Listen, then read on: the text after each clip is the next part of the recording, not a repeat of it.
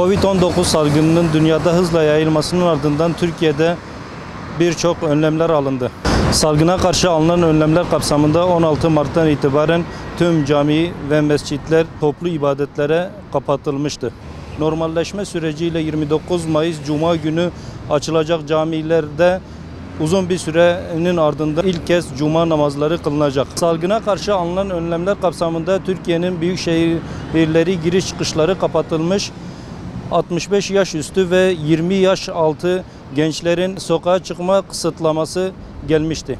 Bununla birlikte Türkiye'nin 31 büyük şehrinde hafta sonları sokağa çıkma yasağı ilan edilerek önlemler alınmıştı.